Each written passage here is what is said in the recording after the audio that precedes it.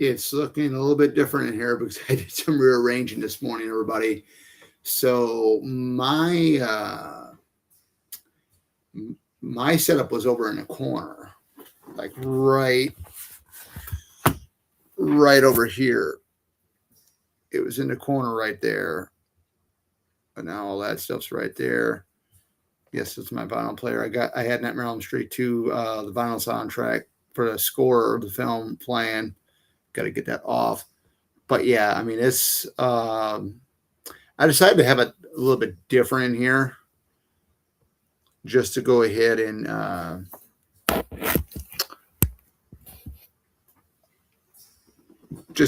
just show off, because I did some rearranging when I was watching Slasher Theory and M from Horror this morning, displaying my NECAs. That's all I got right now. So you got a Nightmare on the Street Part 2 poster up there, which will show off. It's all right there. So you got all that. So yeah, I mean, I decided, hey, let's go ahead and do something a little bit different. I actually do have some of my Scream stuff, if you guys can see right there.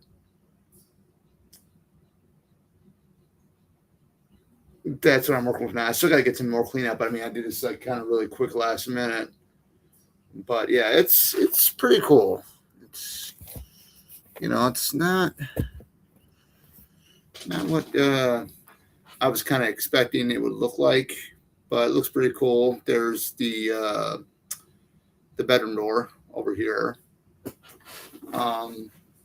Again, I kind of like the fact that you can actually have all this in the background. The only thing I kind of miss though is the way I had it set up, where you can see like the ghost face mask. You can see all the posters that were autographed on this wall and stuff like that.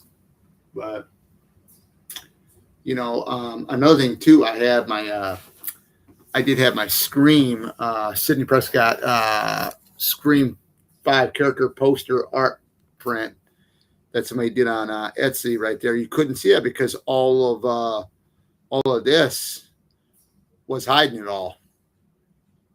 So you really couldn't do anything. So I got Wonder Woman up there too. You can barely see her face because the light's shining. So let me see if I can go ahead and do something. Hold on. Give me a minute here. Go ahead and shut. Okay, so we'll shut that off right there. I can probably show a little bit of what the room looks like. There's the Jared Padalecki. Hold on. There's the Jared Padalecki. Not Jared Padalecki, but there's a Friday 13, 2009 poster right there, right below the Woodsboro sign. I'm gonna bring that so I can get hopefully get Jared Padalecki to sign that. So then we got the orange little couch thing. It's 2 people. I like this thing because you can go ahead and zoom in. I'm trying to, and there's on the other wall. There's the 4K TV. There's the glass. I mean, there's the glass case right there. So there, actually, a matter of fact, I could just show you. I can just do a live stream, show around with this, because the cord is very, very long. So you can definitely go in there. I'm gonna switch on the comment section just in case if somebody wants to comment on me. Comment here. But yeah, I mean, I can give you guys a full 360 of this entire room, because look at how I got everything labeled up there. There's my Friday the 13th stuff, homemade Crystal Lake sign. Of course, you got the golden eye right up there. We got, let's see if I can show it to you right there. This thing was a pain in the butt to get put together. I think the worst part was getting the brackets installed to put the shelves in. Yeah, that one's pretty cool. I'm just looking at the camera, so yeah, that's pretty cool right there. Yes, it is a 13X Studios. Ricky Straczynski's worked on a Freddy versus Jason hockey mask with Freddy's claw marks all over it. So yeah, so that's pretty cool. So we got the autograph stuff that's actually holding up. So right over there. Yeah, it's really cool stuff. I mean, I might have to film it on my phone, but for the most part, this is actually pretty cool though, because I can actually see everything. So there are some of my I only own 3 of these. These are the Funko Pop comic covers. Black Panther, Jean Grey as the Phoenix, not the Dark Phoenix, but the Phoenix. I do have the Dark Phoenix, but in the regular Funko Pop format, and then the Mighty Thor. So, just some stuff right there. There's an empty shelf because I got a couple of NECAs coming. Again, there we are right there. Some pretty cool stuff. If you're wondering what type of camera I'm using, it's the webcam. It's the Insta360 4K webcam. So yeah, there's Ghostface right up there. So yeah, and some autographs from female wrestlers. Sonia Amar as Liv from Scream 5 is up there. That was autographed. And right over there, you actually got at the end with the machete that is actually Michael Keane's Laurie Campbell from Freddy vs. Jason. So I mean, it's some really cool stuff. I mean, nothing too particular in here. Nothing really. I wouldn't say nothing too expensive. Of course, I got some of my vinyls. But then again, there's a great shot right there. So yeah, I'm gonna go ahead and go back. We'll put me back up on camera. We'll put me back up on camera here, and we'll just flap it right back. Not flap it, but not slap it either. But to go ahead, we just put ourselves right back on. So that was pretty cool, wasn't it? I was officially going to go ahead and do an actual room tour here in December when I take vacation. I want to try taking some vacation time here in December coming up. I can do a room tour in here and stuff like that. My ring light is actually in a different place. It's over here now in the corner right over there. So it shines pretty good.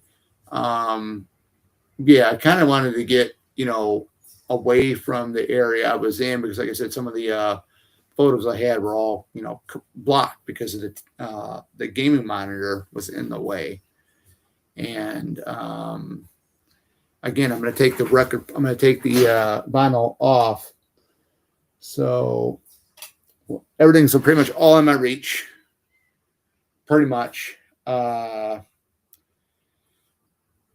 actually got my mouse, my red mouse. It's right there. It's on the computer desk, not on the little tray that's down here. Got to figure out what I'm going to do with this little tray. So yeah, this was like, to me, it was impromptu to do a video like this. Here's the vinyl. It's not a colored vinyl, but hey, it definitely works for me. And I'll show you the artwork on this vinyl. Let's cover here in a minute. Give me a minute or two here, guys, because this is really, really, really cool. So yeah, I've been doing a lot. I've been doing some videos. I got some. I'm working on some Halloween or October videos. I do have some tier ranking videos for Halloween for the month of October. One's going to be a Resident Evil ranking video, Resident Evil video game ranking, not the movies. And then the Castlevania game rankings, the ones that I have played. So those will come out in October. I'm thinking about getting into like ranking the Spider-Man movies too. I want to wait until I see the new one. But this is the Nightmare on Elm Street Part 2, Freddy's Revenge vinyl soundtrack. This is definitely really cool. I got it up right now, but this is definitely, I love this soundtrack. I just love it. It's one of those things, I bought it at a convention, and it was like 35 to 40 bucks. Not that bad for a price. Of course, I didn't have to pay for shipping because I was at the convention, but it is good stuff. When you get into movies, films, especially horror films, and they got that certain type of musical score to it, you'd like to own the piece. And I've always loved this soundtrack, even the soundtrack for even the score for the original film, plus Dream Warriors, of course, all the Friday the 13th scores out there. I just love it. I got most of those already. The only ones I'm missing are 5 and 6 on vinyl for Friday parts 5 and 6. So I do have April Fool's Day. Okay, that's a good one. I like that one.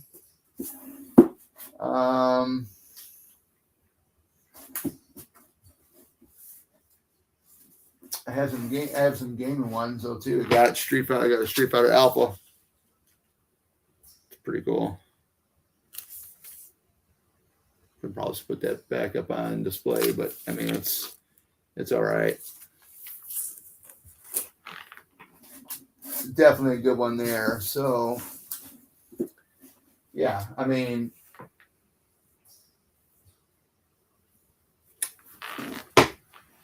next week I'll be at Flashback Weekend next Friday, so I have off for work for that Friday.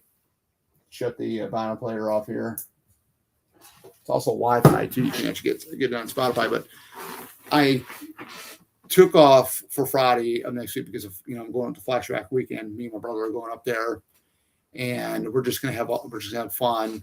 When you go to these conventions, I've said it many times before, is that they have a lot of good guests, in which they do this time around. I was originally going to meet I was originally going to go ahead and meet the Halloween 4 or Halloween 2 guests for the 45th anniversary. And then, when I found out that, I knew Marley Shelton was going to be there, I wanted to meet her. I got her autograph from, I think it was either Dark Parlor Originals, and it was on an 8x10. It's the scene where everybody is in front of Sydney's rental vehicle, and they open up the trunk, and you got Deputy Hicks pointing the gun with everybody else all around her. But to get her on my Scream 4 poster up there, which has already been signed by Mary McDonald, who played Aunt Kate in the film, that's going to be awesome. And then they announced Henry Thomas, Elliot from E.T. He was Cody Waffle in The Quest, which is AKA Frog Dreaming.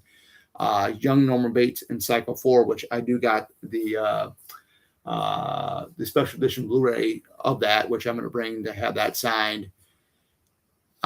So I had to make a decision. Who am I going to meet at Flashback next Friday? It is definitely, and it's definitely going to be Marley Shelton and Henry Thomas. And I'm thinking, oh man, I wish I could meet everybody from the other 4 from Halloween 2. And I'm like, but then you got to think too, you're running the money. And then, I'm going to be going to Fan Expo to meet hopefully Jared Padalecki. And the reason why I say hopefully is because you have to buy his autograph ticket online and then redeem it at the redeem table before you go up there to his table to get the autograph, which I think is kind of, because they do that for like the bigger name celebrities. And it's a little bit more because instead of it being 140, it's now 149. And then I have the opportunity to meet legendary cinematographer Dean Cundy as well. His autograph is $50, which is very, very reasonable. That's the reason why I bought the Psycho 2 Collector's Edition Blu-ray, because he was cinematographer on that, not just Halloween 1, Halloween 2, Jurassic Park, the Back to the Future trilogy. I was originally going to bring my Back to the Future Part 1 27 by 40 inch poster. But then again, I'm thinking, okay, the way I got a position, it's right behind, or the not right behind, but partially behind the glass display cabinet I got. And I don't think I really want to move that. So, I've always wanted to get something signed from the Psycho franchise. And I got the opportunity with Henry and Dean Cundy at 2 different conventions this time around. So that'll be pretty cool. I was originally going to go ahead on top of that and meet Valerie Curry from this film here. So that might still be up in arms. We'll have to wait and see, depending on the money situation. Hey, Stewie Jr., how you doing? How you doing? Anything new? Anything out of the ordinary? Sending positive vibes.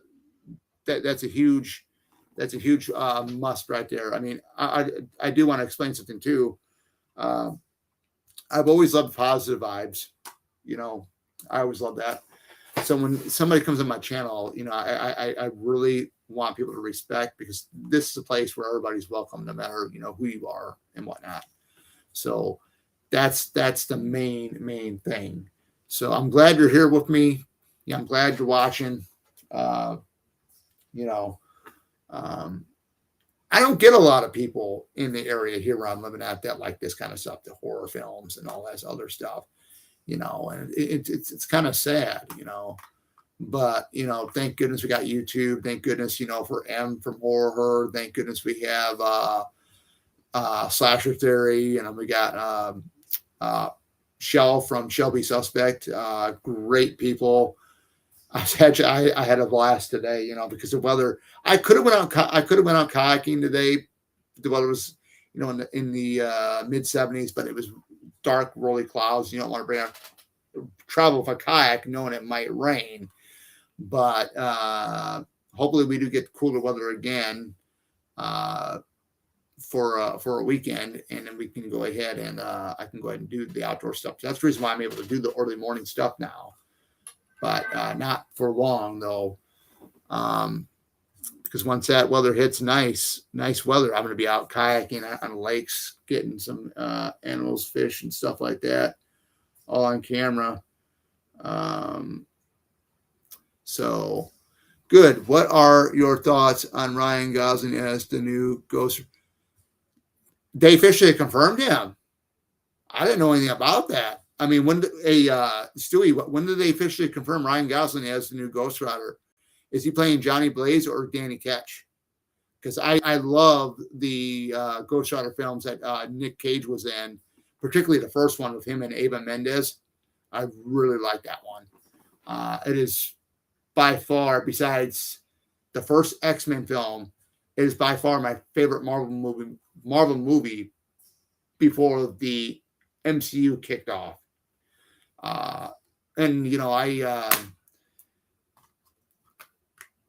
They have these things. I don't know if you know them. They're omnibuses. I got a couple.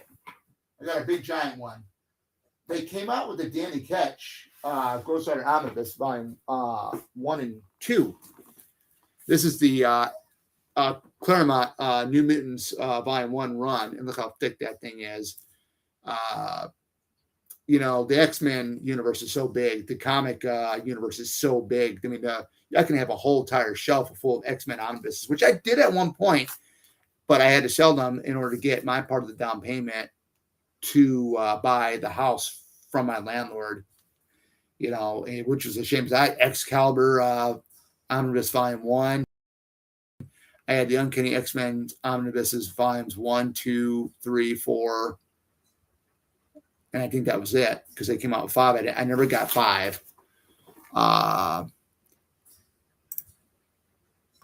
Let me see here. I'm having your comment pop up on the screen here. Give me a minute here.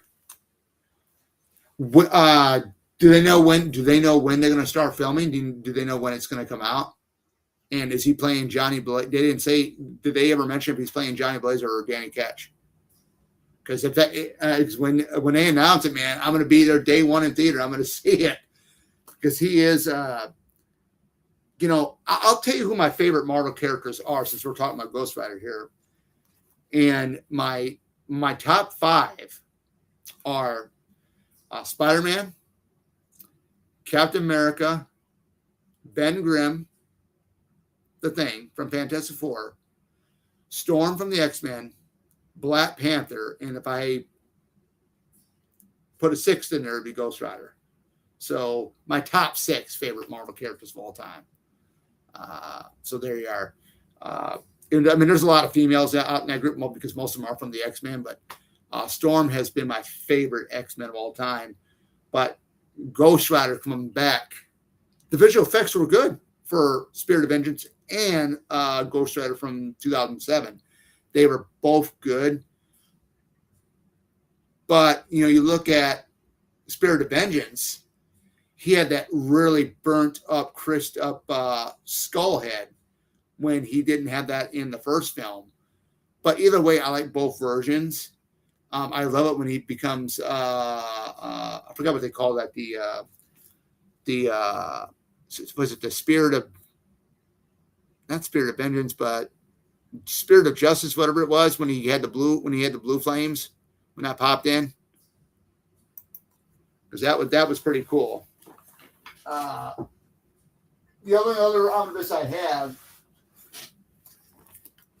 is the Mighty Thor Omnibus Volume 1. This is I believe this is the Stanley and Jack Kirby stuff because it's the old stuff when they first came out. Some very, very cool stuff.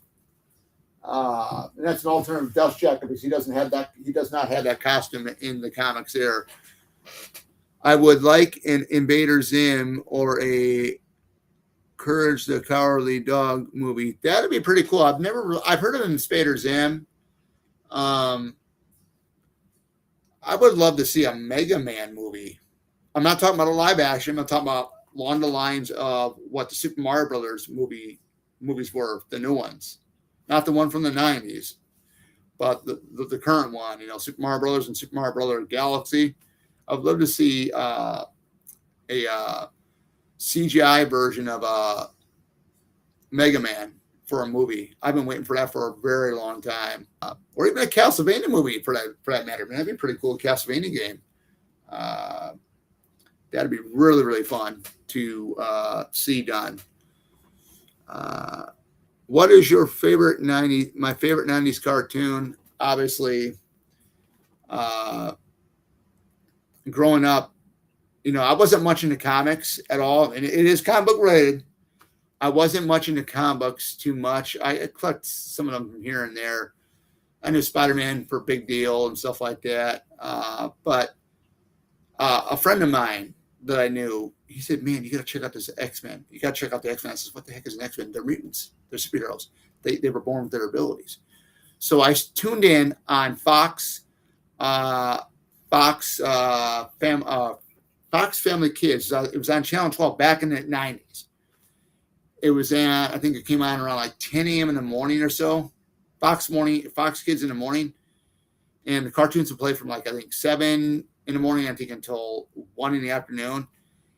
And he told me, try the Uncanny X-Men. It's a really good cartoon show. It's based on the comics. So I click on there and I changed the channel for it because I knew what time it was coming on. And I asked my mom, my stepdad if I could watch it and stuff like that, if I can watch TV for the show, They allowed me to, And I was amazed. And my introduction to the X-Men was Jim Lee style. I never read the Jim Lee comic versions of it, but I do got a McFlurry card, an Ultra Flare card print of Storm. This is the costume that Jim Lee gave her, and this is the costume that was in the 90s cartoon back in the day. This is my favorite version of her. So that is pretty, pretty cool.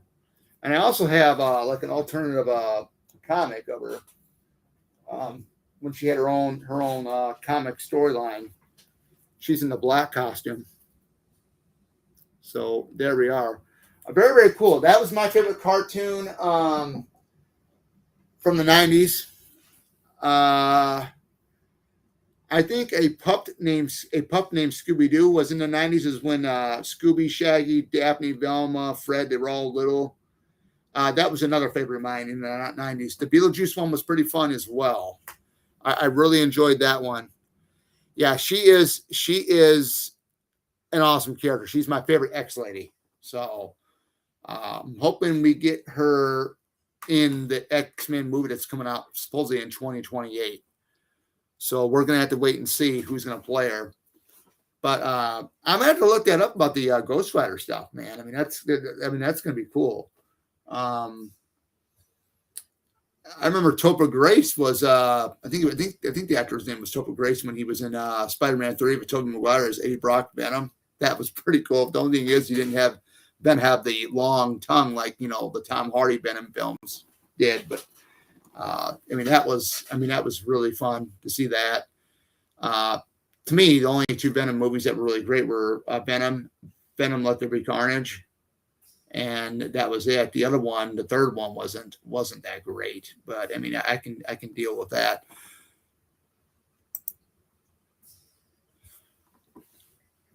Yeah, I remember that. I gotta look and see online. I think maybe YouTube might have some of the episodes because I know like on Tubi they have Scooby Doo, Where Are You? And the neat thing about that is they got the original voice. They got the guy that played the original voice of Fred Jones uh, in the original cartoons. He's going to be at Fan Expo. Um, that could be another possibility right there to meet him as well. Because I'm not really too familiar with Valerie Curry at all. I know she's on that show, The Boys. It's on, I think, the Amazon, on Amazon. But she was Talia in the 2016 Blair Witch.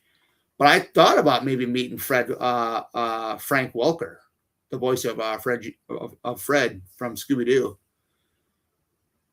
Yeah, it might be. The pup named Scooby Doo might be on there. I'll have to check it out later on tonight. Then I'm gonna plan on getting up early tomorrow. I think I got it set to 9 o'clock.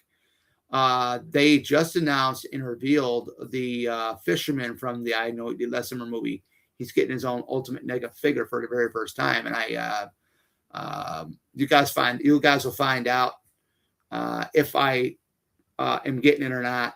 I'm going to keep it a secret until tomorrow morning. But yeah, it's gonna be a lot of fun. I was a fan of Goosebumps. Oh my gosh, when I was a kid. I was born in '84. I don't know what decade were you born in. I was born in 1984, so I don't care to tell you my age. I'm 42. I grew up partially in the 80s. I grew up all in the 90s, and I remember Goosebumps. I remember the books, and my favorite one was Camp Nightmare. I remember getting the book from Barnes and Nobles, reading it, and then watching the show of it. I think my other favorite one was Ghost Beach was a cool one. I had the book to that too. Let's see here. What else? What other one was another favorite of mine?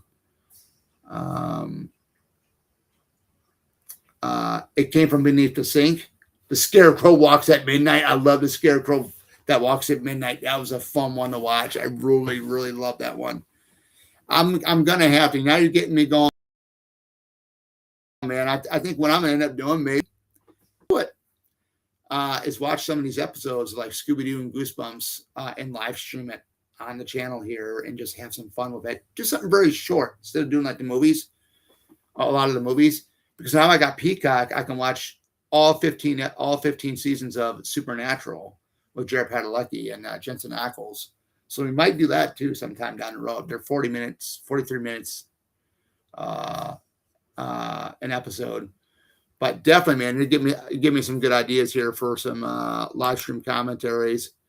I've really never met a voice actor other than I've never really met a voice actor at a convention before. I never have. And the more and more I think about it, because I know, what is his name? gosh. Let me give me a minute here. I'm gonna look up. I don't know if his name is the guy that plays the voice of Leon Kennedy. That's in the current games. He's Leon Kennedy's voice in the remake of Resident Evil 2, Resident Evil 4, and Resident Evil Requiem. He's going to be at Flash. He's going to be at Fan Expo Chicago, and his autograph is going to be $50.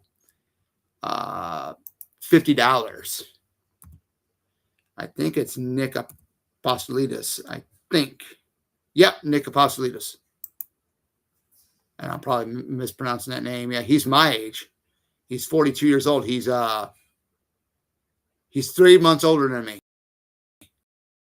He's 3 months older than me.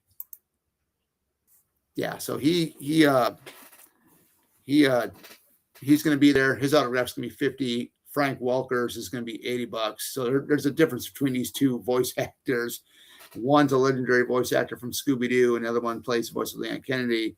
One's $80, one's $50. You know, again, you got to really watch how you spend your money at these conventions because it can be very dangerous. Because especially if you got bills you're paying too, you don't want to blow 100 and so on, and then get home and I can't pay my bills, or if something unexpectedly happens to, like, say, like something on your property or your car goes down, then you don't have any money at all. Let me see here. Werewolf from Fever Swamp, man. That's a good one. I remember the book. I didn't read the book, but I remember a little bit of the episode when it was on air. Werewolf from Fever Swamp started the actor who played security guard in Dawn of the Dead remake. Which security guard is it? Is it the one kid that locks his two idiot security guard buddies up, and he's with Big Rames and Sarah Powley and all those guys up on the roof? Did Tomac? I'm not. Pribit. I think that's how you say hello in Russian. Welcome in. I don't know Russian at all, really, other than to say hello. But welcome, man. I mean, it's fun to see you in here tonight too. I had no idea I was going to be doing a live stream. I just rearranged the room. So let me get back to your studio for a minute here.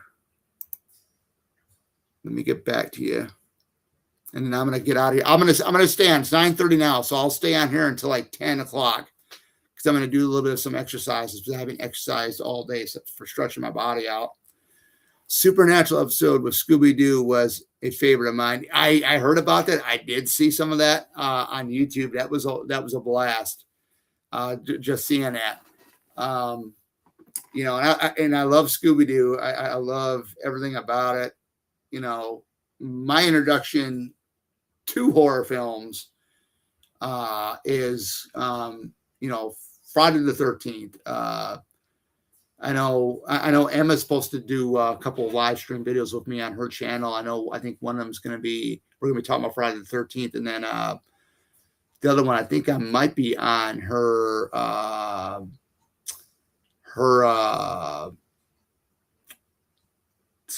new podcast when it comes out, or the other thing when her and Slasher were on her channel and it was members only. I might be on one of those too, but that's going to be a lot of fun because I just, you know, she's real. She's always been, you know, she's real. And watching her and Slasher today, and then, you know, seeing Slasher and Shell be suspect, watching Dexter, of course, you know, I was just chatting with them this morning and stuff. And I always look forward to, you know, Saturdays and stuff like that. You know, working Monday through Friday, you know, the job. It's not really that hard, but I got to do. But I mean, sometimes, you know, you're kind of drained after, you know, when Friday gets here. You get off at 11:30 like I do. And it's like, man, I'm up for until 2 o'clock. I was up until 2 o'clock this morning. And, I said, man, I'm going to get up early. I want to watch their live streams. And I did. And I just love it. I mean, they're the best part of why I'm staying around on YouTube. I didn't think I was going to make it. I didn't think I was going to make it this far on YouTube with 400. Maybe one day if Sam has me on her channel where she does a sit down members only, she'll probably have me tell the story of how I got into it. It's very, very simple, but I'll save it for another day. But I'm going to get back to your chat here. Let's see. Yeah, just stick with me, man. I mean, can I ask you a question? What decade were you born in? Were you born in the 90s, Stewie? You don't have to tell me your age. The one who got bit on the neck while running towards the bus.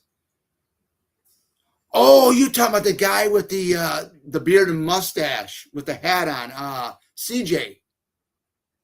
You're talking about CJ. Yeah, he was a badass in that one, man. He started out as an ignorant jerk, and then he just mellowed out near like the second half to the final part where he was at. He just a real cool character, but he started out as a complete jerk. But I love the remake, The Dawn of the Dead. I actually like the original too. My brother had I got a whole bunch of my other horror movies that are on DVD at my brother's house, and I asked him if he had my Dawn of the Dead Divimax DVD edition, and I got it right here. I can bring this if Ken Foray, Scott Reinger, and Galen Ross come to a convention out here in Chicago again. I can have this thing signed. 77. Oh man, you're old. I got a couple of friends. I got a couple of coworkers that are in that age group. One of my friends, she was born in 75. She's an LPN, and then I got a coworker of mine who works on nights with me. He was born in 78. So you're a year older than he is. Nothing wrong with that at all. There's nothing wrong with that at all. I know some people just feel bad that they're getting older.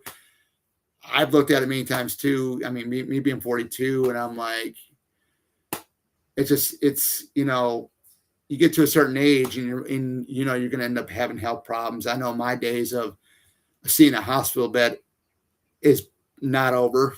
That's difficult. My next door neighbor, who's in her 70s, she just had her heart shocked, and she got home, and then she started having problems breathing, and they brought her in the hospital. She was in the hospital for like a couple of days.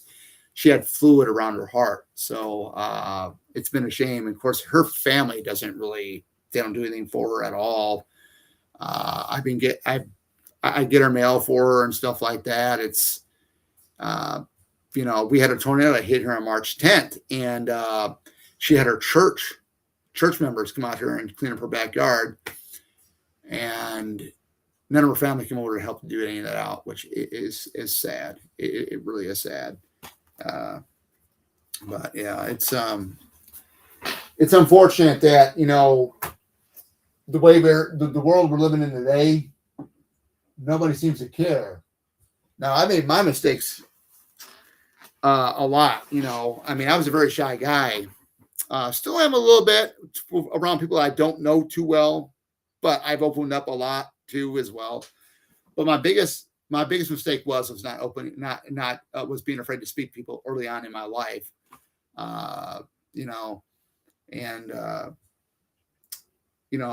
look at it and with me being in my 40s, I think, what the heck, just go for it, man. I mean, if, just be respectful when you talk and stuff like that, because I know some things, you get a little nervous about saying something, and then somebody tells you, well, say something, and you're just you're too shy. I know one time I did a joke on Facebook here. I had a friend of mine that she had a problem herself. She had a problem herself, which I probably won't go into. But I said, tonight is my last night on one of my previous jobs on my job that I had, at the time I was looking for other work because I needed something full time. That job was full time. I worked at a park district. And I come into work and she blew up at me. And I'm thinking, you're blowing up at me for saying tonight is my last night at the park district. That is just so ridiculous. But I tried so many times to apologize to her for it, because it didn't really hurt anybody. I mean, nobody else at the park district took offense to it, but at the time I was looking for other work because the hours were getting cut. It started out with 24 hours. Then they were knocking it down a couple months after that to 18. Then it was 15. Then it would end up being 10. And it was like, I have to get out and get another job. So, yeah. You learn as you go. You learn as you go. And, the decent thing is me. I mean, she, went off on me. I could have told on her, but I didn't because I knew she was, upset. But upset for, what? Because there was nothing offensive about it. I just don't understand it. But she had a troubled, life growing up as a teen too, and maybe she got mixed up with she probably got mixed up with the wrong crowd, and maybe she lost trust with certain people, but who knows? But yeah, but other than that, it was all, hey, tonight's my last night at the park district. That's all I said. So, you do learn things as you go. Who really is your true friend and who really isn't. So, but let's get back to your question here, because you got, or not question, but your chat thing here. I got a movie character I created, and it's getting made. It stars Lloyd Kaufman and Eric Roberts and Rhonda Shearer, which is huge for me. So what do you do for a living? I mean, are you some type of producer or something? Or what do you really do on this job? Because I work at a nursing home. So I'm a floor tech. I take care of the floors. I'll troubleshoot patient beds and stuff like that. So you're getting to know me a little bit. A little bit too. So that's really, really good here. But yeah, I mean, for the most part, I'll tell you a little bit about me. I love good, positive vibes. I've always loved being funny, good, clean jokes, good, clean fun. That's what I go on. I don't like I don't like racism. To me, everybody's equal, and this has been a blast being a part of this community that we're in with the horror community. And stuff like that. And what really gets me drawn to horror films is the thrill, the fun, the excitement. And it's something I've always loved. It's probably my favorite genre. I mean, now I don't like all horror films. There's certain ones I will not watch. I don't like the B-rated stuff where it's super gory. I don't like that stuff. I can take the George Romero zombie films good. I mean, I can take those. But if you give me something like Hostel, which I've never seen, I've heard how brutal that is. No, thank you. I've seen a couple of the Saw films. Not a big fan of that stuff, but it is what it is. And going back to Rhonda Shearer, USA up all night. I remember her. Her and Gilbert Gottfried would host that. I mean, that was a blast. I remember she had a Friday the 13th episode that she aired. There was like a couple of Friday 13th they watched. And of course, we had Joe Bob Briggs on TNT channel hosting Monster Vision. He had a Friday the 13th, a couple of Friday 13ths were playing on his show as well, which I thought was pretty cool, and he does a couple of conventions. I've never met him, but I mean, he looks like he's a pretty nice guy to talk to. Let's go ahead and I'm going to put your other message up here on the screen here, and we'll have some fun. I write and learned a lot about the movie industry and have friends that are actors and directors. That is cool. That is really cool, man. Going to these horror conventions and stuff too, you can learn a lot from a lot of these actors and cinematographers and stuff. You know, I originally wanted to be a zookeeper. I've always loved animals. That was my dream when I was a kid, right? Of course, college was very expensive, so I went to a community college right down the road from me, and I got a certificate in business administration, which I wasn't able to use because I didn't take the internship. I had the option to take the internship and not take it, but found out years later that the reason why I can't get work in the administrative field is because I didn't go for the internship, do the actual hands-on while you're in going to the college and stuff like that, where they have you go for a job and you do it, but it is what it is. Sometimes you don't want to get into the business world because it can be very, very dark, very, very ugly, really quick with some of the business people you got out there. Not everybody that's in the business field is bad. I got an uncle of mine that used to work for Energizer, and then he went over into Rubbermaid on the business side, and then of course he's now retired and stuff like that. But he's been a real good uncle and stuff like that too. Can't complain. But he's one of those types that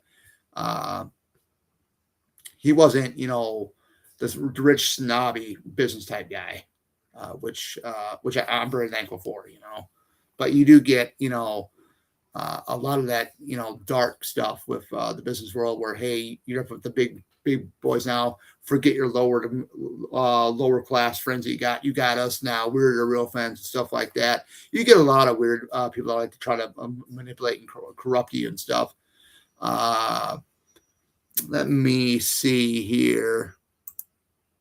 It's a slasher for a friend who needed a hobby, so I wrote a script for him, and it has some wrestlers in it. We are able to secure a producer with almost 5 million followers, and we have a studio backing the project. That's pretty cool. The wrestlers, I don't know if you're able to explain to me, but which wrestlers are in it? Are they like some of the big names? Are they like the retired ones, or retired ones, or are they the ones that are currently wrestling today? I'm somewhat of a wrestling fan. I grew up watching wrestling because my dad and my two little brothers would watch that stuff. We didn't have the women wrestling. I've seen enough of the men already. It's time for the women. The women are shining up. But my favorite female wrestler, and I got the shirt on, Lola Vice, Valerie Larita. Yes, Vice City. Really love that. Really love her. I really do.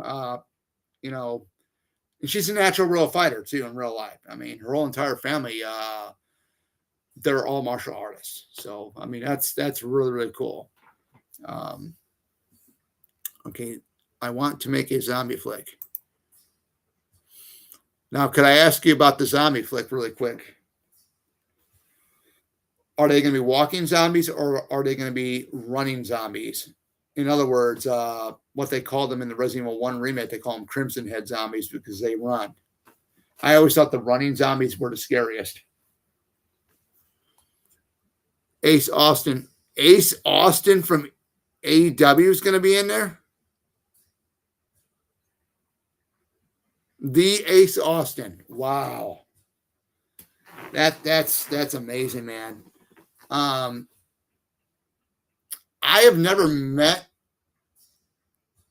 a wrestler at a convention. We've had a couple of them at some of the conventions I've attended. I have never met one. We did have Saraya, which, aka she was Paige in WWE. She is Paige now, but she was at I believe it was Days of the Dead one year.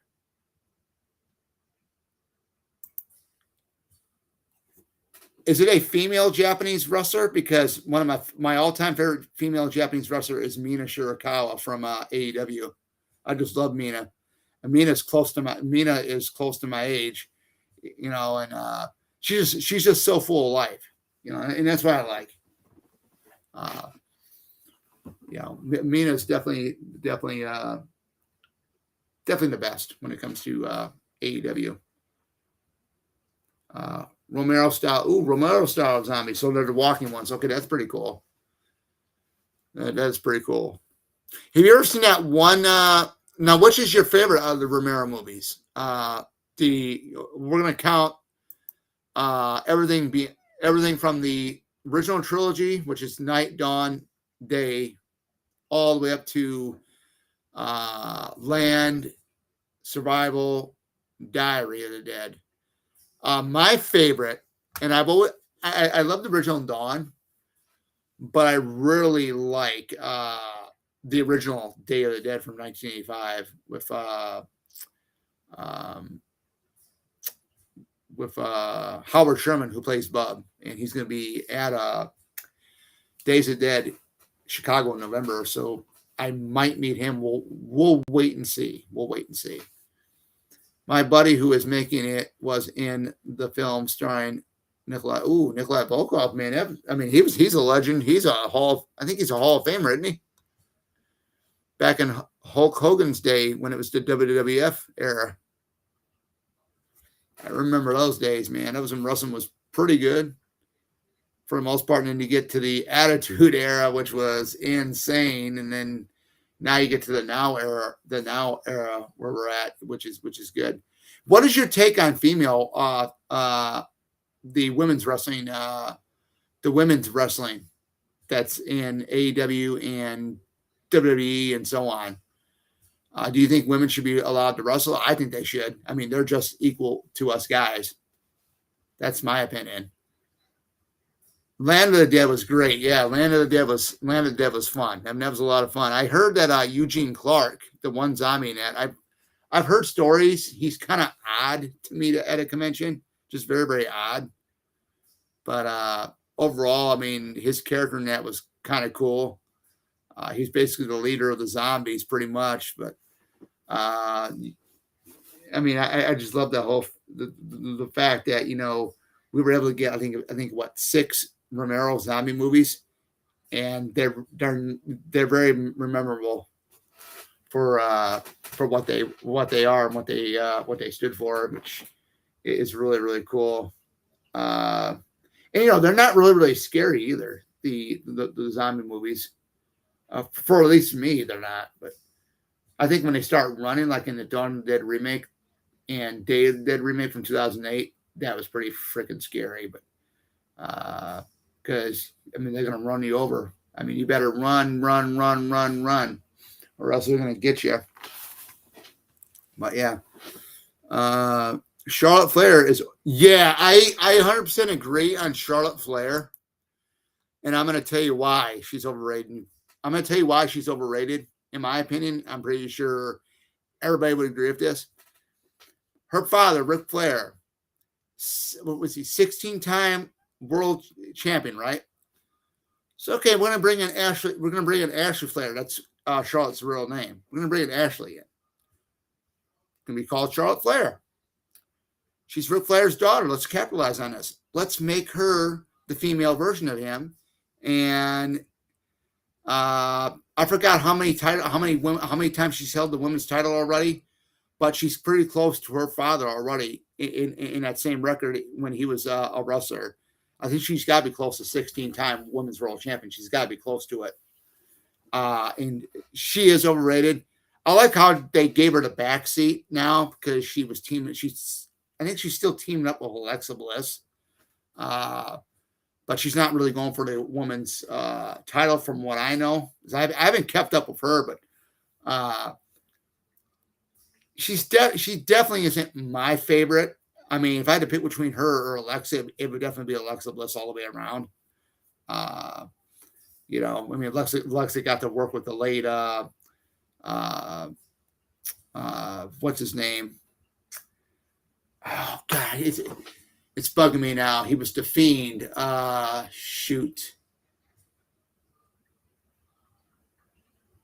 God, I can't remember his name.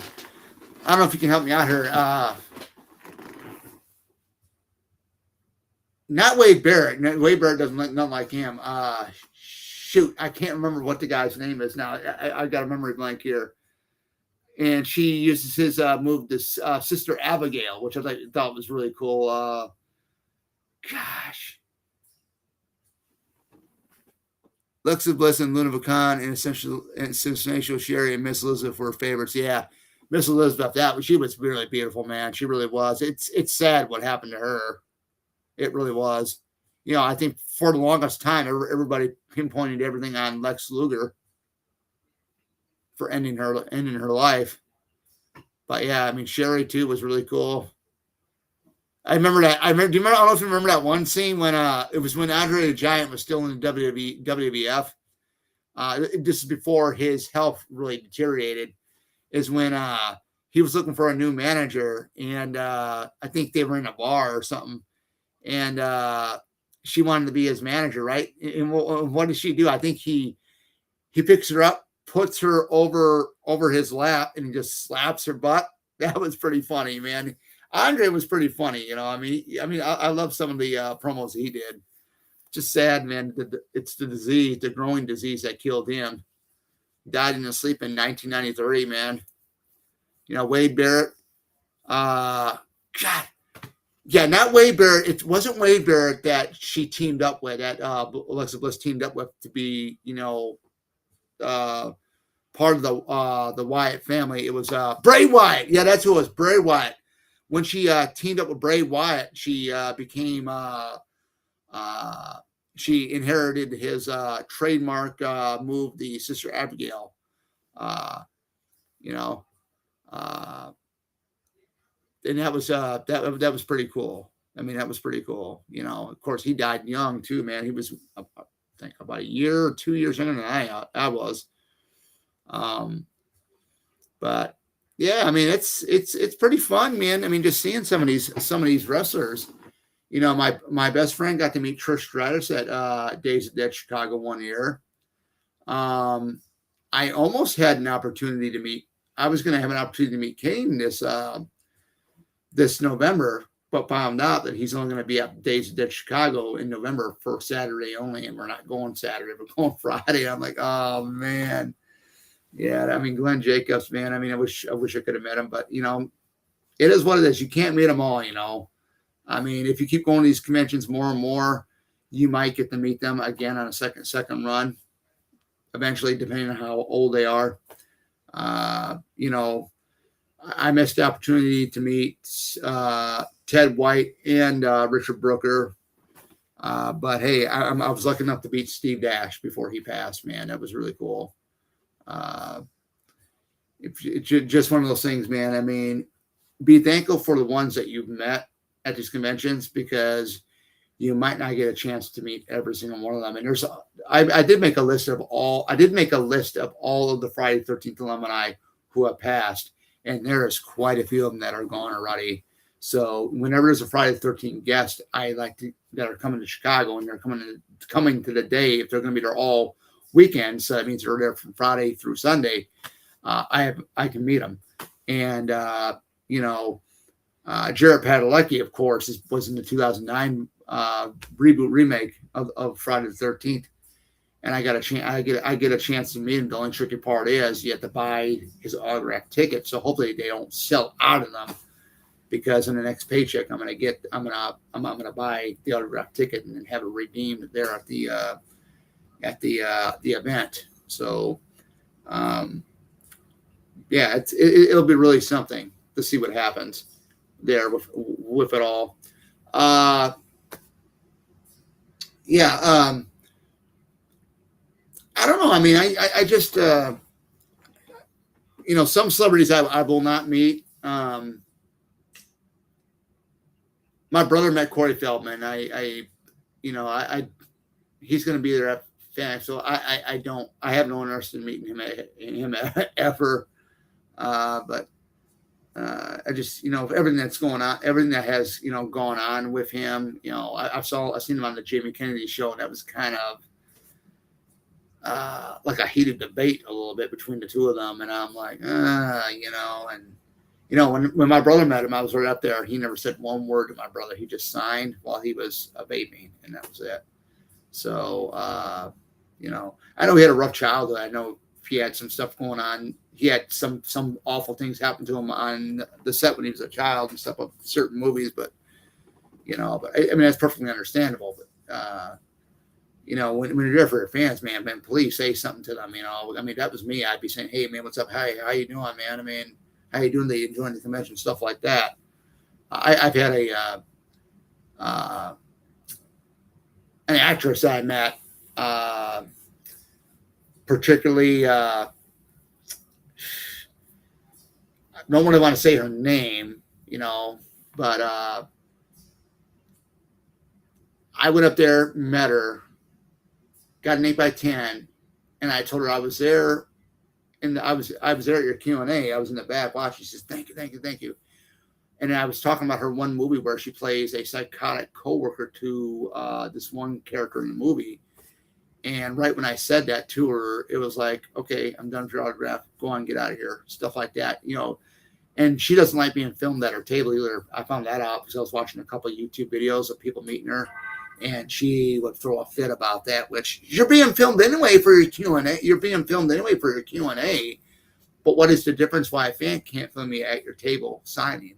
I just don't get that part. But I mean, it is what it is. But hey, I mean, it just is what it is. I mean, I don't know why that would bother them to have a fan film them at their table, but when they go up for the Q&A, they're on camera anyway, because the Q&A panels are usually videographed and they're posted up on YouTube by either fans and stuff like that that attend that Q&A. Well, of course, they can't say anything because they're up there, and they're up there with the convention runners and all those other separate convention volunteers. But yeah, I mean, I would never meet her again. Don't really, care much to. I mean, you're going to run into that with people at conventions. You're going to run into them, and you're going to have some good, decent celebrities that really like their fans, appreciate their fans. We come out there because we love your work. We love it. We love it, like when I met Dee Wallace, man, I told her this is the best. This is my favorite werewolf movie of all time. And she told me, you got great taste. You got great taste, which I thought was really cool. And to me, it is. I mean, the Halloween, the original with her, it's not everybody's favorite. I mean, there's people out there that like the American Werewolf from London. We were supposed to have a mini American Werewolf from London reunion next Friday. David Nottington and Griffin Dunn, but Griffin Dunn had some project going on, so he canceled out. Flashback's going to happen back next year. Maybe I might meet him. We'll see, because next year it's the 40th anniversary of Dream Warriors, so maybe they might get a Dream Warriors reunion. But they still got David Nottington, who played David Kessler in the film. He'll be still attending, so that's pretty cool. Let me go ahead, since I've been talking a lot here, and put your stuff up here, Stewie. If you're still in here, I think you're still in here, because I got two people here. Yeah, there were some. My buddy actually wrestled and defeated some WWF Legends. So I can imagine that. WWF Legends, I can imagine. I don't think I'd want to get in the ring with I'll tell you one wrestler I wouldn't want to get in the ring with, to be perfectly honest with you, and I don't want to say his name because he did a horrible thing, but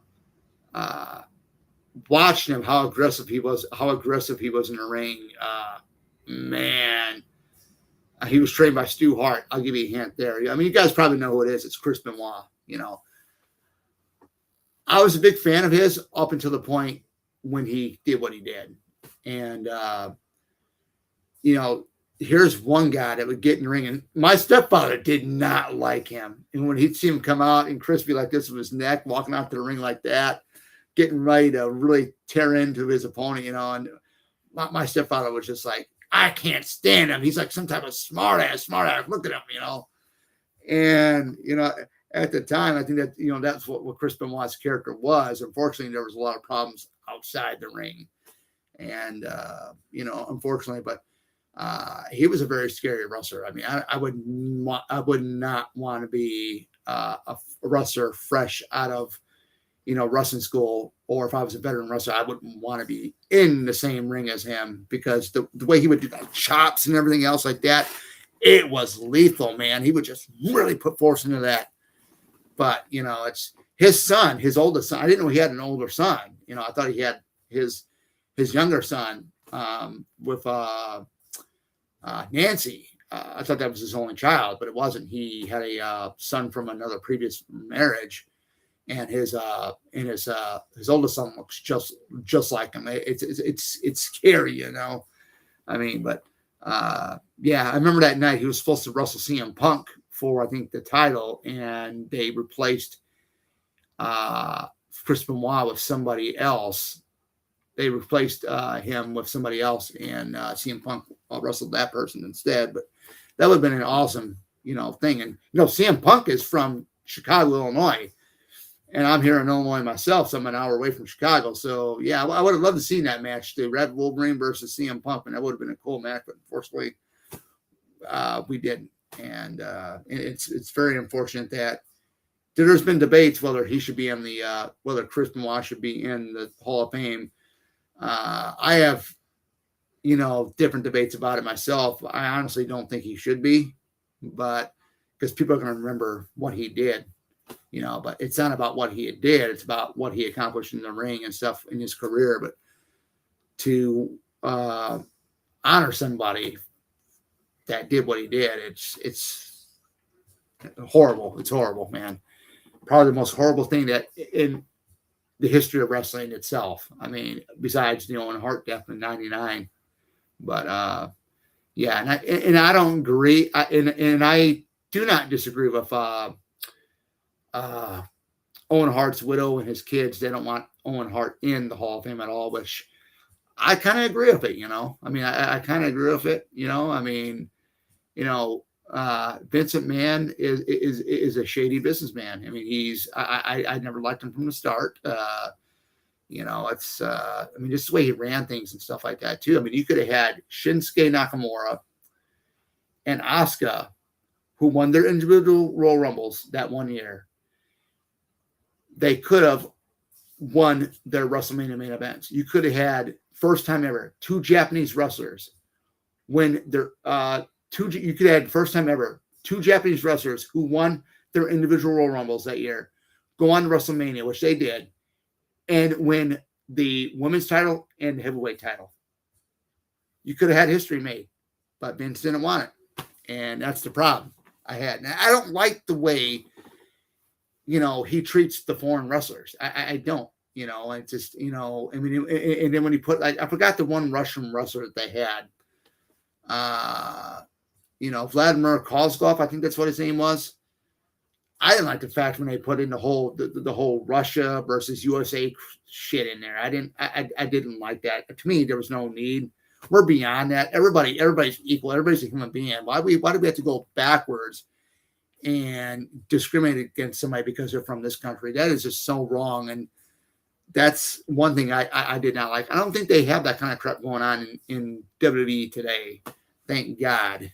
If they don't have it, you know, to me they're all equal. You know, I mean, no matter, you know, if you're from, you know, India or Japan, we're all equal no matter what. Yeah, Benoit went crazy. Yeah, it's a combination of both it. The drugs that he was using, and plus I think it was all the chair shots he had to the head. And they said he had some type of brain damage too. When Benoit went crazy, he was insane at the end. William Regal is my favorite wrestler. Here's a guy that from Liverpool, Blackpool, England, and never won the world heavyweight title. To me, he's a champion. To me, that's what he is. I love that guy. Hands down, my favorite male wrestler of all time. You know, and some people might think I'm crazy. Oh, you like William Regal? I said, yeah, man. I mean, why not? I mean, I love the European uppercuts, man. I love the Regal stretch. You know, the power of the punch when he had the brass knucks. Of course, he didn't really use them, but I mean, you know, when they're wrestling, they use that stuff. They pretend they're hitting them and stuff like that. But I mean, I remember that the power of the punch. You know, I just love that stuff. I mean, it's just really great stuff. I know Regal had mentioned the same town as Chris, and Regal's wife wouldn't let him hang with Chris. Yeah, I could imagine. Yeah, you know, William Regal. There was a lot of fun moments with William Regal. We're not talking about the William Regal that kissed Vince McMahon's ass. That was embarrassing. But I love the part where Well, they play it out, when they're in the stall. Big Show comes up to him by the urinal, goes to use the urinal, and then I think he's talking to William Regal, and William Regal turns and looks at him, and he acts like he's peeing on him, like he peed on Big Show or something like that. That was pretty funny, hilarious. I loved it when Regal was, I think, what was he, commissioner of the WWE at that one time? That was pretty fun, man. That was pretty fun. Definitely a fun guy. If I was going to wrestling school to wrestle like in WWE or whoever, I would want William Regal to train me as a wrestler. I mean, that's who I would want. To learn from him and stuff like that. I mean, he to me, he's the real deal. And plus, he knows what he's doing. I'm not saying that the other wrestlers wouldn't know what they're doing. They do, but for some reason, I always wanted to learn his style of wrestling. Women deserves to be in the Hall of Fame. Yeah, she does. Women, which is Nancy Benoit. If you guys don't know who that is, yeah, she deserves to be in there for sure. I agree on that one.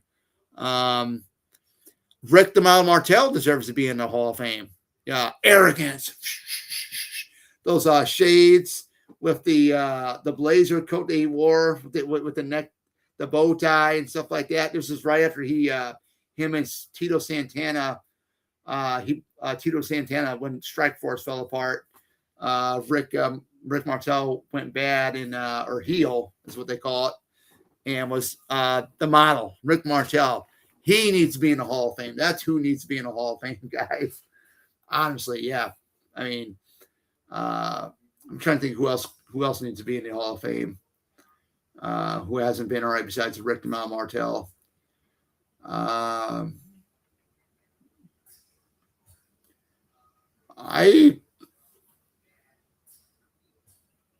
Hakushi would be a good one. Hakushi would be a good one to be put in the Hall of Fame. He's going to be doing an autograph signing for High Spot Auctions a couple weeks. He's a Japanese wrestler for all the characters, the Japanese, Chinese writing all over his body. He was in there like in the mid 90s, early mid 90s. Kind of like when he come out, he had like that Raiden from Mortal Kombat type hat on. Yeah, he was pretty cool. I remember that match between him and Bret Hart in your house. That was a lot of fun to watch that one. Who else could be in the Hall of Fame that we haven't seen yet? That is now retired. Sable could go into it. Sable can go into the Hall of Fame. Sable. King Kong Bundy should be in. Yeah, he should be in it. Yeah, I didn't think about him. Yeah, King Kong Bundy should be in there. Do you know, is Jeff Jarrett in the WWE Hall of Fame? That's another one that should be in the Hall of Fame. Crush should be in there. Finally we got Demolition this past year. Finally they got to be in it. Thank goodness. And that was my favorite tag team back in the Federation years. I mean, they were awesome. They were completely awesome, man. They come out with all that the leather masks and stuff, the axe and the smash and stuff like that. Oh man, the theme music was, they mean business. They meant business every time you heard that music. They come out there. You don't know? Do you know who Demolition is? Axe and Smash. Real cool guys. They just got inducted into the Hall of Fame. Do you think Terry Reynolds should be in the Hall of Fame? Dustin Rhodes' ex-wife, Goldust. Do you think Terry Reynolds should be in there? I have to wonder. I don't know. I don't know if Goldust is in the Hall of Fame yet.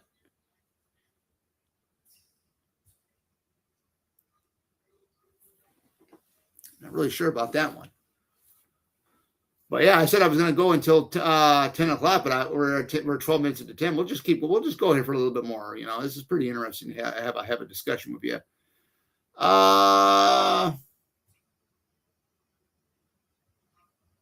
What is your favorite musician?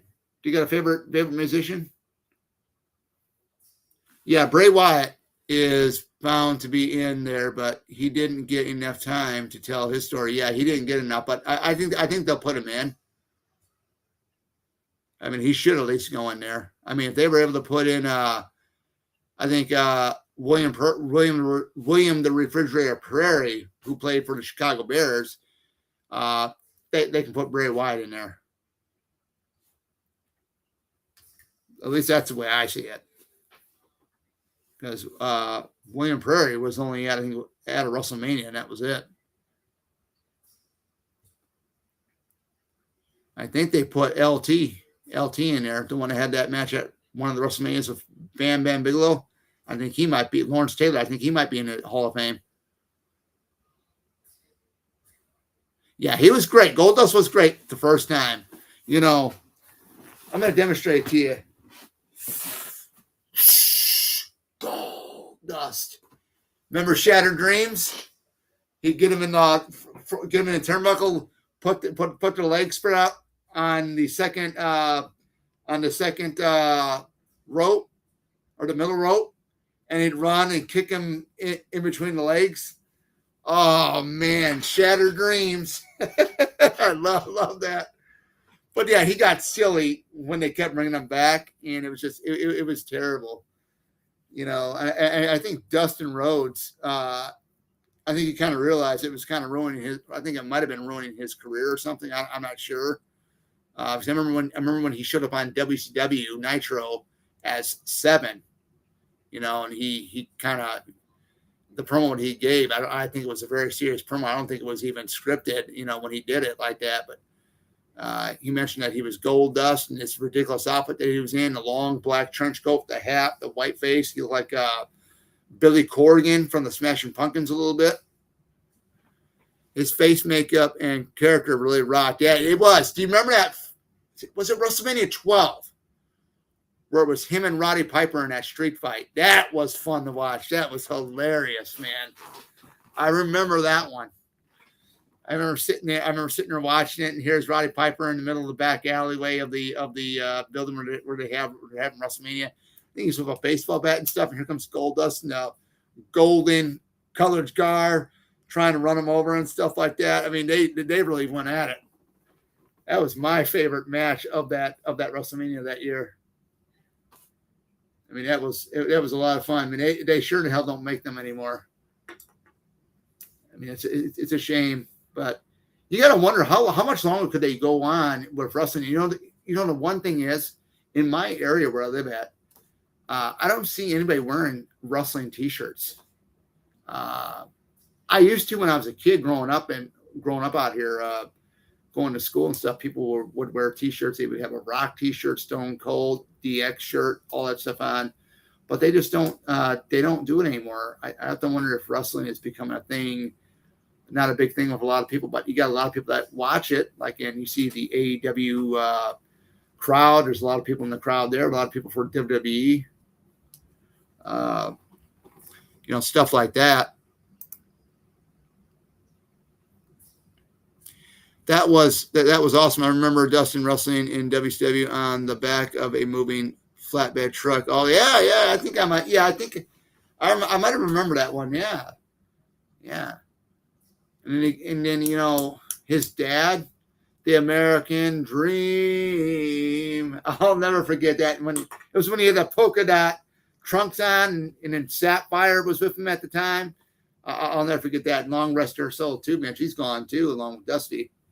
I remember one time Undertaker, Mark Calaway, when he had his promo years ago, he mentioned there's not many of us legends left. And it's very, very true. It's very, very true. Because you look at a lot of the ones from the Federation years, like half of them are gone. Honky Tonk Man, Ted DiBiase, they're still with us. But Demolition, they're still with us. But Warrior, that was really sad, Ultimate Warrior. For the longest time, you know, Vince didn't like him, but Vince eventually allowed him to be in the Hall of Fame. He got inducted into the Hall of Fame, and the night after that, on Monday Night Raw, something wasn't right, I guess. And then the next day, he was gone just like that after Monday Night Raw. And I'm like, wow, he left a wife and 2 little girls behind. I mean, it was almost like it was meant to be that, you know, he would live until he would get in the Hall of Fame and he would just pass away 2 days after the Hall of Fame when he got inducted, which is very, very strange. Just really, really crazy. Remember Pongs from WWF Star on him? Oh, the Pongs. You talking about the little disc things? Pongs? Yeah, I think I remember those. Yeah. Yeah, I remember those. I had a couple of those. Not with the WWE Superstars, though, but I've had a couple of those. Yeah, I haven't seen those in years, man. I really haven't seen those in years. I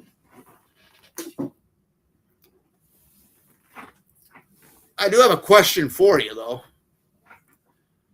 If you don't mind me asking this question. But what is your opinion on Taylor Swift?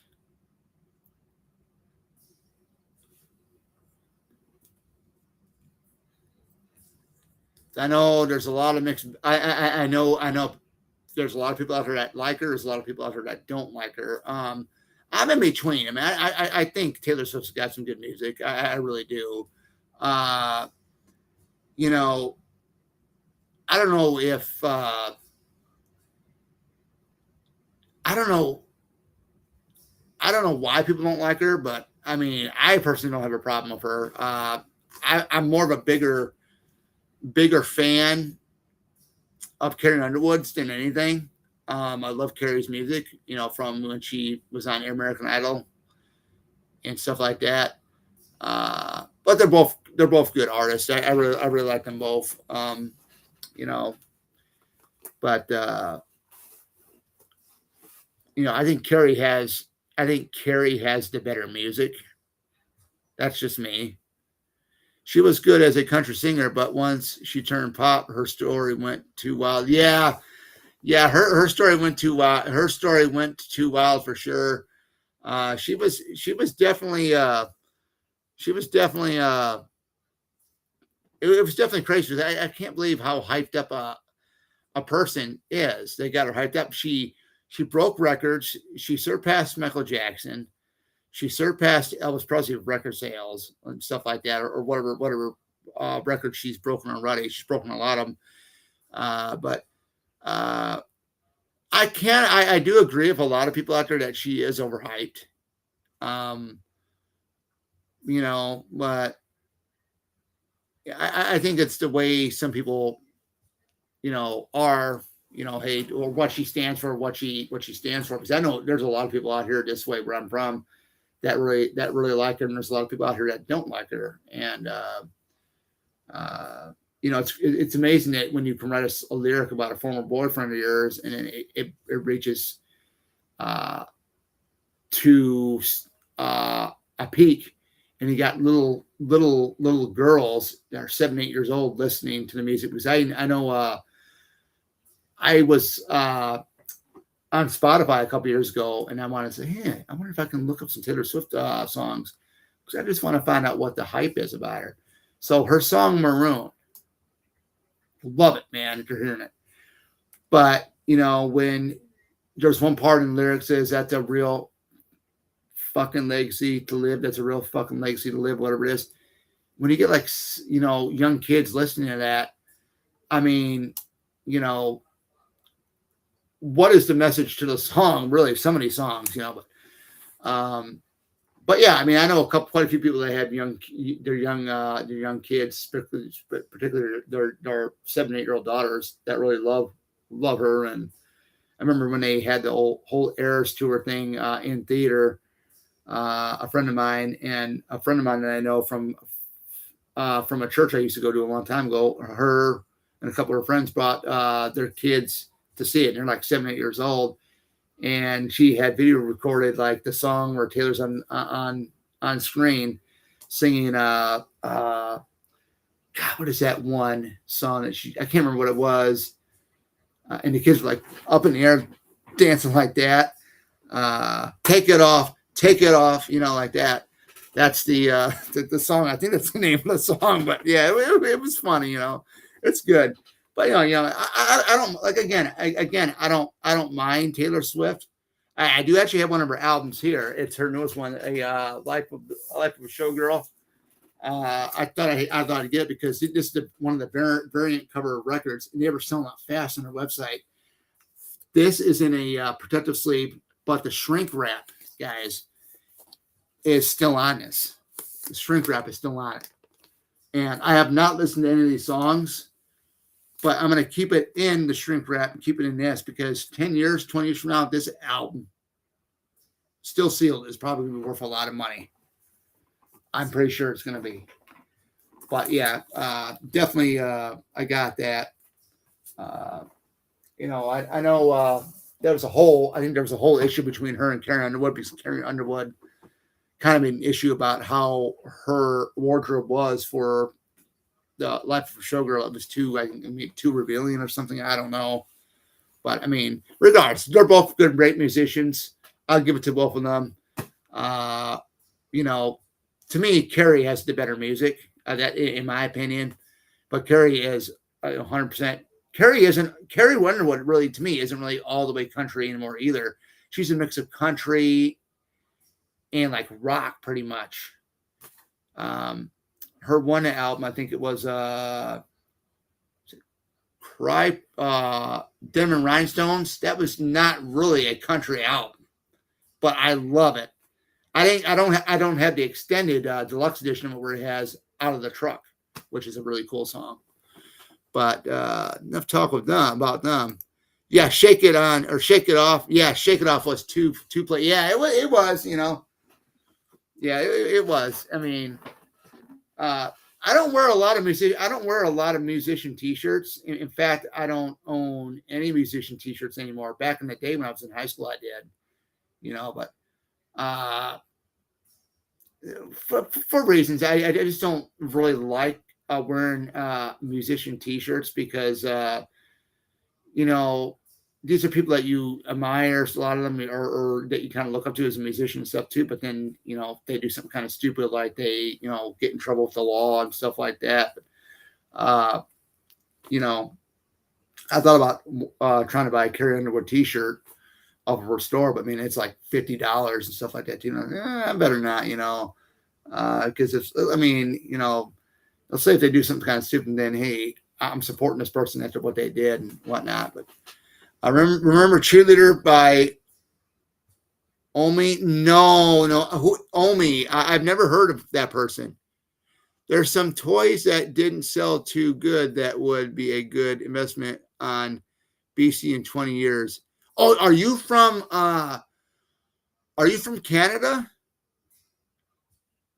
Vancouver, British Columbia. Are you from Canada?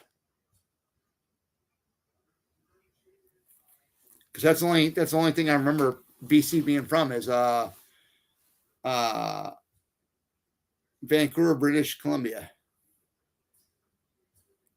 Yeah, that's pretty cool, man. I mean, it really is.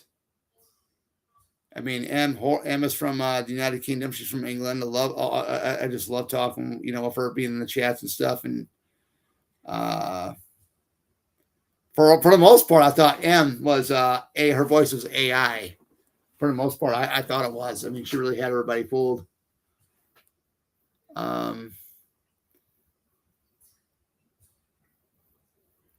Yeah, do you remember that girl? Remember that singer named Vitamin C? I don't remember. I don't even remember any of her songs. Oh, you're Michigan, but born in West Vermont.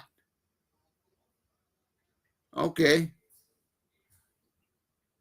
Let me ask you this: who's your favorite Ghostface?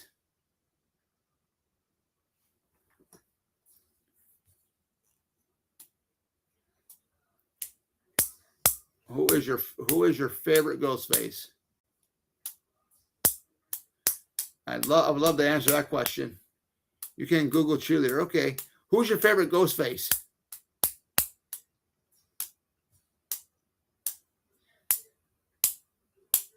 Don't ever say I'll be right back, because you won't be back. I'll be right back. Oh, yeah. Yeah, Stu is my favorite. Stu, Jill, Stu, Mrs. Loomis, Jill, and Billy. I think for my favorite Ghostface from Scream 7. Spoiler alert for anybody that's in the chat here who doesn't have seen Scream 7. My favorite female Ghostface is my third favorite female Ghostface would have to be Jennifer Bowden or Jessica Bowden.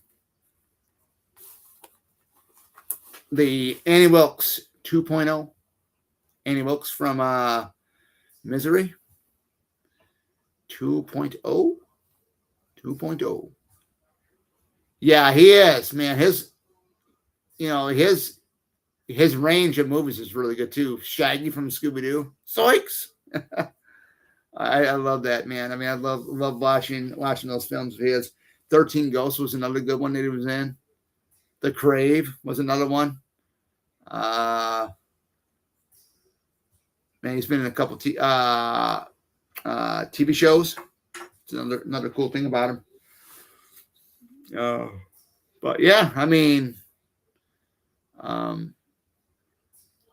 again, man, I mean, it's what do you think of Deputy / Sheriff Hicks? Which movie did you like her more in? Scream 4 or Scream 5? I liked her in Scream 4 because she was funny, comical, and her and Marley and Courtney's chemistry together on screen in Scream 4 was hilarious. I loved every minute of it. And I get a chance to meet Marley here next Friday.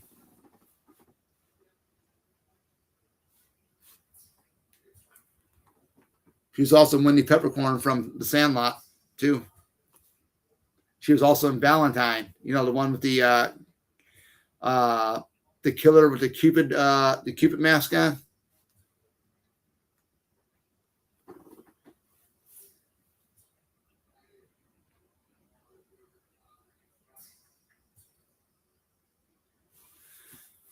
Did you hear about the Stu Macher theory? Which Stu Macher theory are you talking about this time? I'll tell you who I want to see to end this franchise. I want a Kirby Reed centered Scream trilogy, and then we can end it right there. That to me, that's how I would end it. Hayden Panettiere, I believe, could pull up as a main final girl. I honestly think she can do it. Yeah, 4 was yeah, she was way better in 4. Marley Shelton was way better. Hicks was way better in 4. I didn't like what Radio Sounds did to her in 5. They made her this serious character, and from the fact that she actually has a son named Wes Hicks. No offense to that, but I mean, I didn't like the dynamic of what they did with her, because Scream 4, which was Wes's last Scream film, she was a goofy, silly character, which I loved. And then they take her and to make her sheriff of Woodsboro, and she's this serious character. There was nothing really funny about her anymore. It's just a damn shame they did that. But yeah, man, Stu Macher didn't die. He was in a coma and drained up Scooby-Doo, and that's why he could hear the dog speaking. Oh, okay. Oh, that's pretty funny, man. Oh, man. Did you watch Slasher Fury and M's live stream when they were having the debate about Stu live or dead? That was really good. I watched it this morning. I had a blast with it.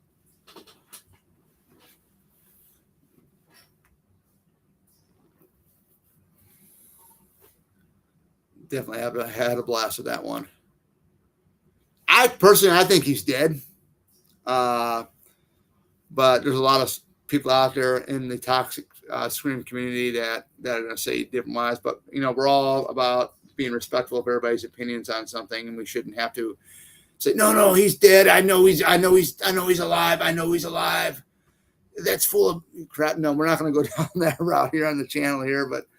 I always like to keep it respectful. So we talk about, I don't talk about Scream much on my channel because of the toxic fandom. That's why I don't really talk much about it. But, when I do, I always want to tell people, be respectful. I mean, it's just a movie franchise. I know the characters have probably best character arcs out of any horror movie franchise besides, Halloween with Laurie Strode. But in the end of it all, it's just a movie franchise. It's none of this. Well, I mean, it's the '90s slasher craze was that was all based on reality. You had Ben Willis, you had the two killers from the first two Urban Legend films. So Stumacher, definitely, if they would bring him back for 8, I'm not gonna walk out of the theater. I'm still gonna watch it anyway. It doesn't matter. But I'm more concerned about what the Zuckerman sisters are gonna do with the script, because I've never heard of them before. Do you ever watch Creepy TV? No. I don't know if is that a streaming app? No, I don't watch Creepy TV. I watch a lot of YouTube videos though. Stealth camping videos, stuff like that. I like the outdoors. Anything that's stuff that I like to do, like outside of like movies and stuff, and outside of YouTube, I like to do outdoor stuff. I'm pretty sure you saw that big snake that I filmed this past Thursday at work. I was making a delivery, and it just slithered right on the brick edge of the walkway there, and there it was. So, yeah. I mean, that was that. And this is the longest I've ever had a live stream. This is pretty good. Pretty good. So, yeah, it's me. That's me just clicking the pen. Just having fun.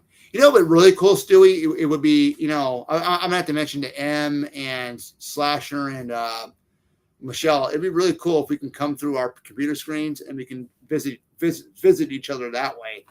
That would be really, really cool to do.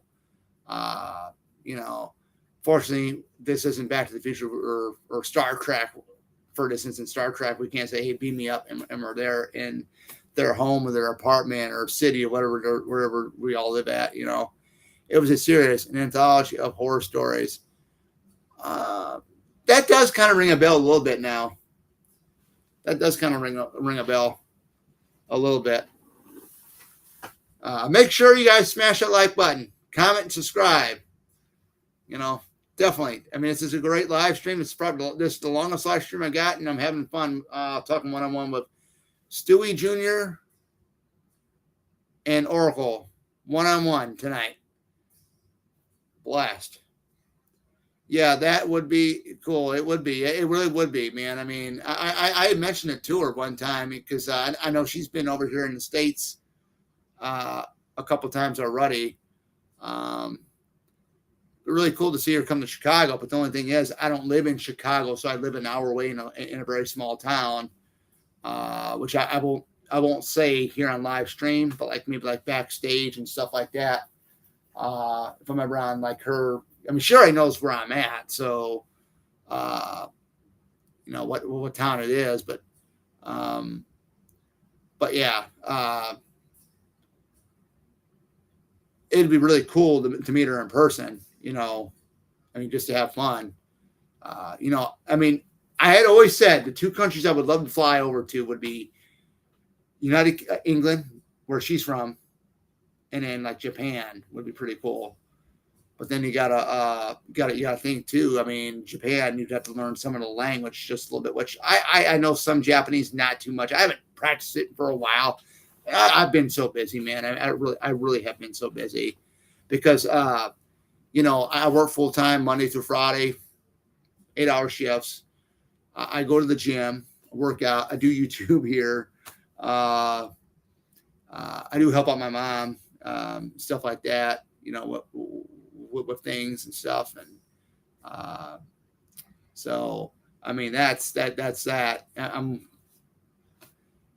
I do a lot, and it's fun. It's fun to be a real human being. It really is. And I try to, let people know that, hey, it doesn't matter where you're from. It doesn't matter what you do and stuff like that. Always try to have fun. Always try to be positive because we only live once in this world. And I've heard the same many times that life is too short to be miserable. And it's true. You ever think of doing a zero budget horror movie? Zero budget? I've never thought about doing one. I know my brother used to do when he was in grade school and stuff. Him and his buddies would film like videos. They were trying to make like a fan made Halloween film. Of course, my brother would. He's a big Halloween fan. He'd be the one playing Michael Myers all the time, stuff like that. But he never released it or anything. But it was a lot of fun just seeing it. I'd laugh at it because the way he would act and portray Michael, it was hilarious. Yeah. What are your top 3 favorite horror films? I think I already know what one of them is. My top 3. I've always loved the original Friday the 13th. I know that's not the one where Jason's the killer, but you know, I've always loved part 2. But if I had to pick one, it would be Friday the 13th. The original was the one that started it all, and I'm very excited about October with Crystal Lake because I did get my annual subscription a couple of days ago. So I'm really hyped up about that. Cannot wait to see Linda Cardellini kill that role. She may be probably the best Mrs. Voorhees since Betsy Palmer. I mean, of course, she's Italian, and it's Velma from Scooby Doo. Yeah. So I'm really looking forward to that. I can catch up on Twisted Metal now as well because they're going to be renewing it for a 3rd season, so I can catch up on that. Anthony Mackie, and of course, Nev Campbell was in the 1st season of it. I don't know if she's coming back for the third season. She wasn't in the 2nd season from what I remember. I remember the games. The games were so hard. I would have to put it on invincibility mode to even beat it and play it. And that's how bad that game was, Twisted Metal. But yeah, it's something, man. It really is.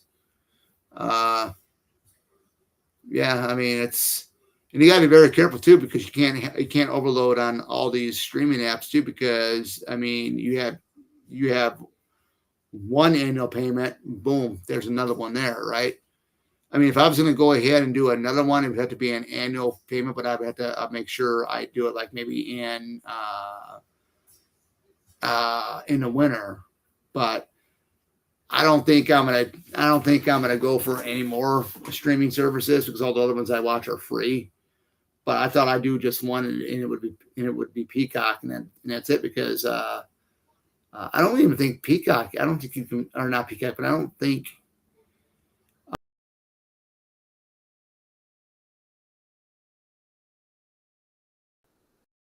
I think it's kind of lame unless they change that. Children. Oh, which one? Children Corn, the original one with Courtney Gaines and John Franklin.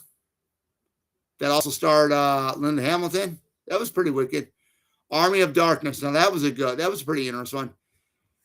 Is it the original Elm Street or the 2010 Elm Street? Because the original Elm Street is one of my favorites. I do have a couple of videos coming out for the month of October. I got a top 30 favorite horror films of all time that I like. Now, a couple of them, I'll give you a hint, are from franchises.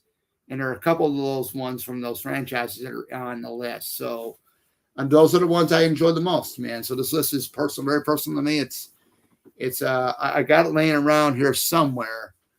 There's somewhere laying around here because I have it on on a sheet like this. So when I moved my stuff in here, I forgot where I put that list at. I might have to rewrite it all out again, but hey, it is what it is. I got time. But yeah, I mean it's a huge list.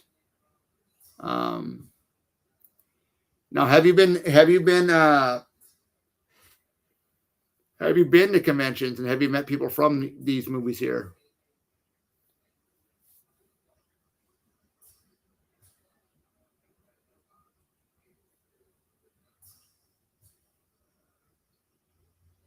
I'm being a little bit quiet here for a minute. That's okay.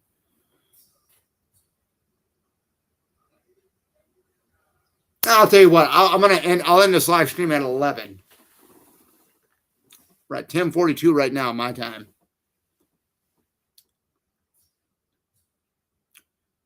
I did meet Heather Lion Camp. I didn't get her. I did not have her sign anything from part one, which I got a 8x10 of the original. I got an 8x10 poster of the first film, but I got this signed over here, which I'm pretty sure you might have seen it in when I had the different layout in the room here.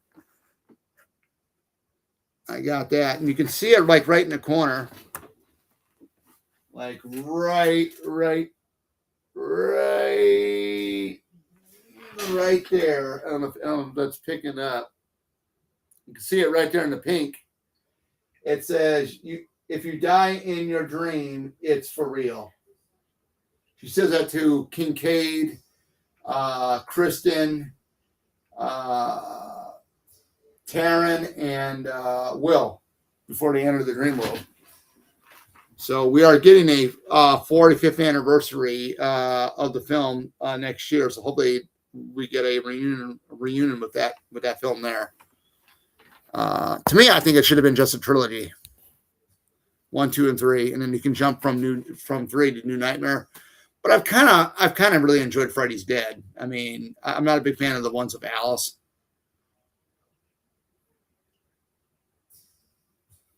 Oh, your screen froze. Okay, no problem. Yeah, Helen Lion Camp was pretty good. She was actually at Indianapolis Days of the Dead. They had some pictures of what she looks like now, and yeah, I mean that's what happens. You know how our appearance, from what we like when we're in our teens to our early 20s to when we get to be 60 something years old. I notice my appearance has changed drastically now that I'm 42. You know, but you know, hey, I mean, you got to keep going strong with all of it. You know, Heather Lion Camp is definitely, to me, Heather Lion Camp still is in good shape. So I would definitely meet her again because I would love to get I don't know if I'd bring that 8x10 of the first poster of the first film too, because I know she had like an 8x10 of the poster, but it didn't say Nightmare on Elm Street on it. It just had the art of it with, you know, Nancy laying in the bed and stuff like that. And then you get Freddy hanging over, stuff like that. It's pretty cool. Pretty cool stuff. Have you seen? No, I have not seen Scanners. I've not seen that one. There's quite a few of them I haven't seen.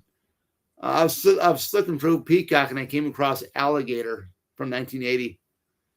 I remember seeing that a long time ago when I was just a little kid, and that was terrifying at the time. But the quality for the Alligator, from what I remember, really wasn't that great. But you got to think it was 1980, but they were filming it in 1979. But if you look at crocodile movies, you look at like Placid, the original one with Oliver Platt, Bill Pullman, and Bridget Fonda. That was funny. It was a comedy and stuff. It was really funny. Versus Crawl, which was very, very serious. And those alligators, crocodiles, and those look very, very, very realistic. You know, so definitely some good stuff. But Scanners I've not seen. Have you seen the original Swamp Thing with Adrian Barbeau? Yeah, Michael Ironside. Yeah, he's been in a lot of great stuff. He was in Hello, Mary Lou, Prom Night 2. He was in The Next Karate Kid. I heard he's a real character to me at these conventions, man. I remember my buddy met him, and my buddy told me, you know, he went there, and you know, Michael Ironside said to him, "Did we meet before? Are you sure we didn't meet before?" Stuff like that. That's what my buddy was telling me, and I'm like, yeah, that's Michael Ironside. But I'm wondering if I would hand, because I wanted to get like the vinyl for Hello, Mary Lou, Prom Night 2 and bring it and have him sign it, but. You know, it is what it is. Have you watched the original Boogeyman movie? No, I haven't seen that one. I've seen a lot of those cheap 80 ones. I have seen I recently seen the movie Grizzly. That was a pretty good one. About a killer grizzly bear. That was pretty cool. I'll admit that. There was one that was called "Don't Go Into the Woods." That was pretty wicked.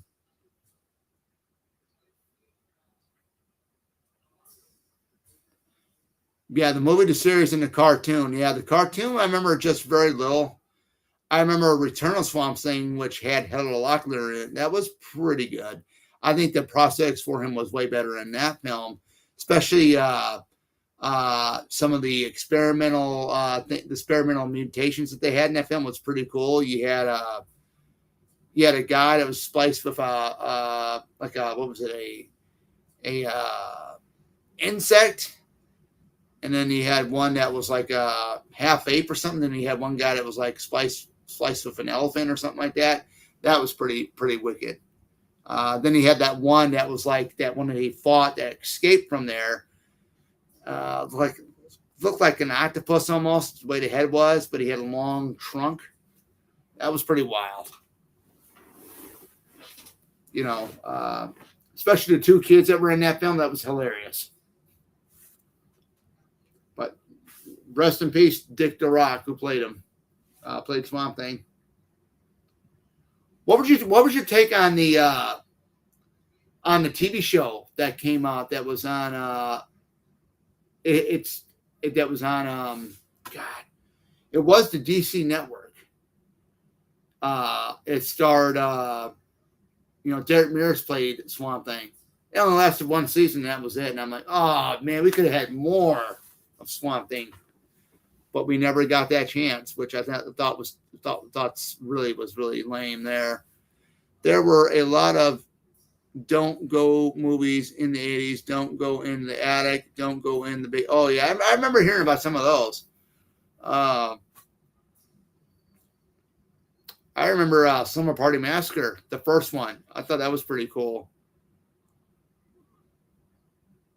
UPN. Oh, UPN. You're talking about the station, UPN. UPN Channel 50. And I think it came. I think it ended up being. They changed it to WPWR.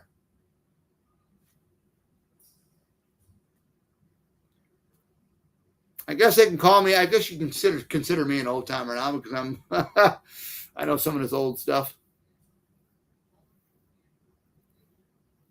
Yeah, it's interesting.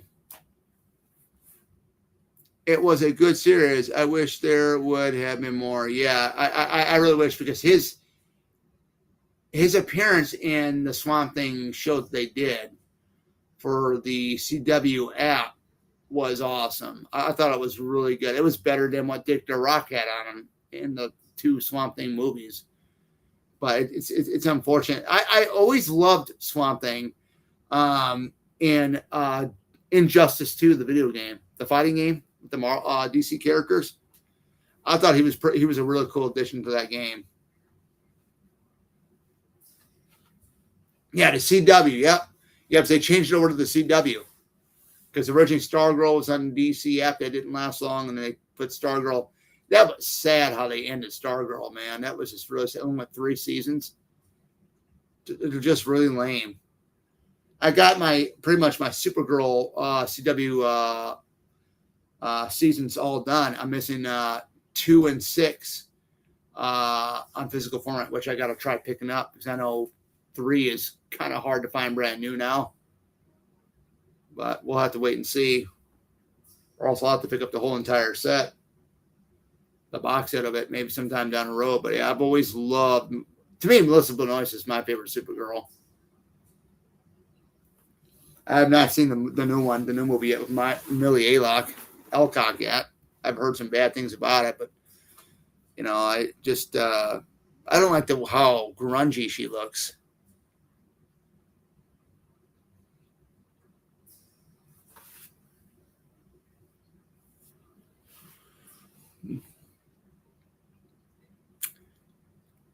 Yeah, tomorrow night I'm going to be watching a live stream at 7 because I know a subscriber who does stealth camping.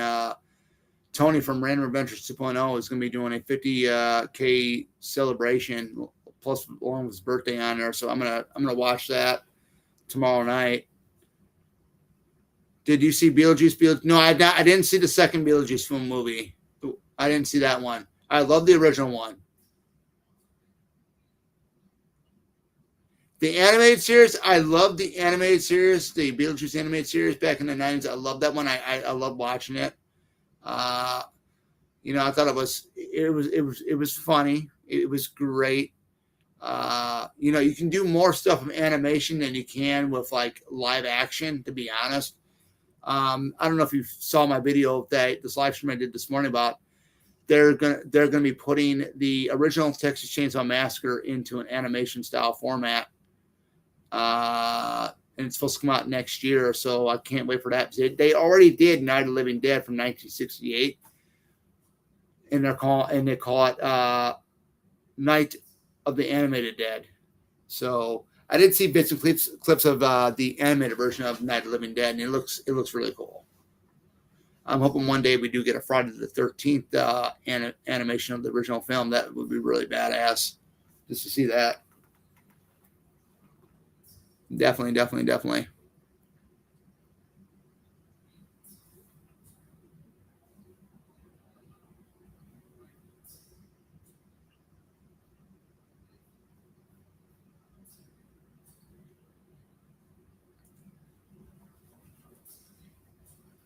Ed Grimley, Martin Short's character from SNL, had an animated series too. Is that the character he played where he had like a hair parted down the middle, but in the front it was like all sticking straight up in the front like that? Is that the character that he played? So I remember that character was on Saturday Night Live. Let me see. I got my phone here. Let me see if I can Google that up really quick here. Ed Grimley. All right, let me.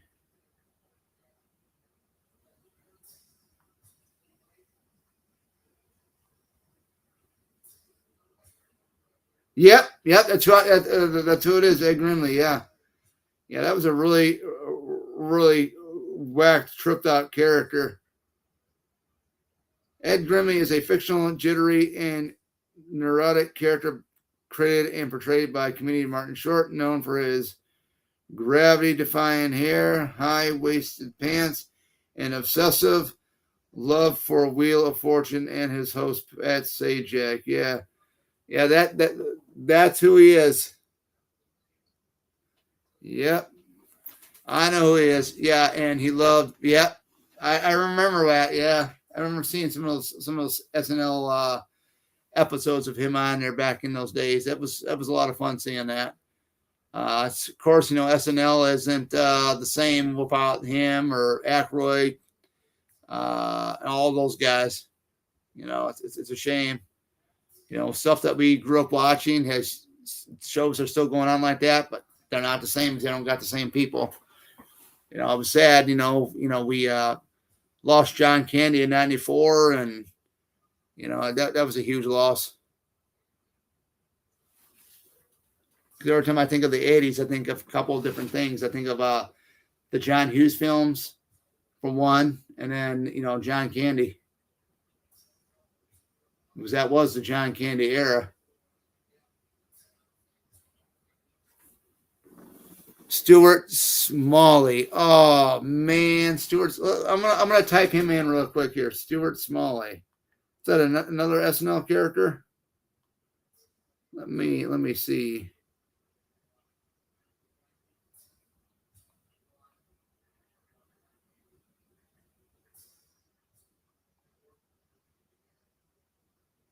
Stuart Smalley is a fictional, well-intentioned self-help guru from Saturday Night Live, created and portrayed by Al Franken, known for his cable access show Daily From. Oh man, that guy. This guy right here. That's great. That's crazy. Phil Hartman and Chris Farley and Belushi died in the early 80s. Yeah, Belushi, I remember that. My favorite movie he ever did was National Lampoon's Animal House, which was Kevin Bacon's debut film. Kevin Bacon had a supporting role in that. He didn't become the starring role until 1984's Footloose. But, you know, Kevin Bacon to me is the actor that has been in every genre of film. Superhero, meaning X-Men First Class, he was Sebastian Shaw. Horror films, thrillers, actions, adventures, drama he's done. Comedy, maybe. But yeah, some really good stuff. Well, anyways, I'm going to go ahead and end this live stream. Still here. I'm going to go ahead and end it. It was great. First time ever having a 2-hour live stream. Didn't think that was ever going to happen. And see, it's more fun when you get people that interact with you in the chat because you can talk more. Where, to me, I mean, I run out of ideas. I run out of some ideas. Yeah, I actually live pretty close to where they shot 16 Candles and Breakfast Club. I live in those locations pretty close to those. Probably maybe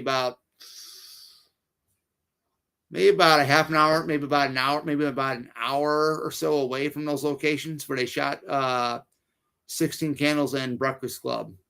Because the building where they shot the Breakfast Club, that is a Illinois State Police headquarters, I believe. So, yeah. But anyways, man, thank you so much fun. It was a lot of fun doing this. I should do some of these more often. I mean, I don't know how to start them all off. I started off with like a mini room tour with the webcam, but yeah. So I'll be back here tomorrow morning with the NECA. I know the last summer NECA announcement, and we're gonna look at the pictures, and I'm gonna tell you my thoughts about it and everything else. So stick around for that, and I'm gonna try to do the Spider-Man from 2002 live stream commentary, hopefully around 12 noon. We'll see. We'll definitely see. But again, everybody, thanks for watching. Thanks for coming out. It was an impromptu live stream, and you guys have a great night. Take care.